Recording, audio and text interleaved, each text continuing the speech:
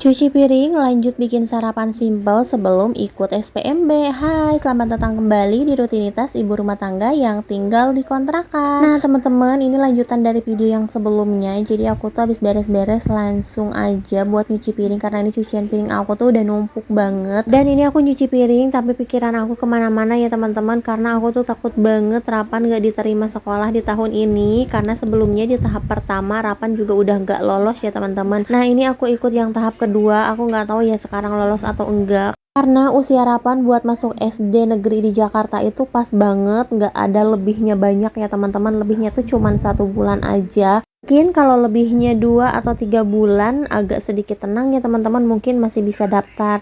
Nah, mudah-mudahan di tahap 2 ini yang tua-tuanya tuh udah pada lolos ya. Mudah-mudahan udah masuk di tahap pertama, dan sekarang tahap 2 mudah-mudahan umurnya tuh yang rendah-rendah ya teman-teman. Tapi aku juga nggak tahu. Nah, ini sebenarnya udah mulai pada daftar ya teman-teman. Itu udah jam 8 lewat 10 menit.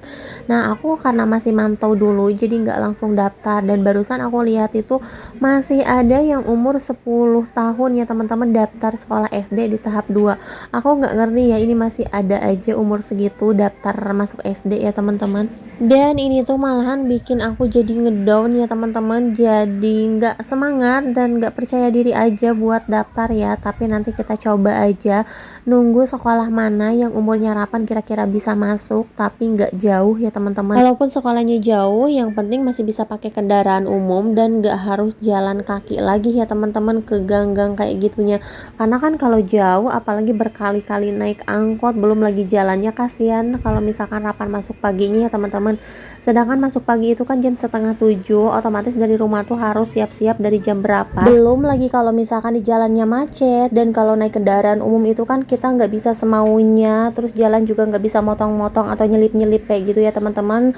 Kalau misalkan kita pakai motor atau bawa motor sendiri kan masih enak, kita masih bisa nyelip atau mungkin tahu jalan yang lebih dekat, jalan buat motong ya mungkin kita masih motong ya teman-teman.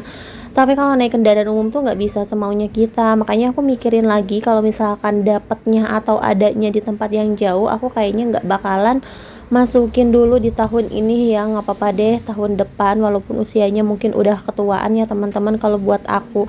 Tapi ya mau gimana lagi, karena peraturan pemerintah sekarang tuh ya seperti itu.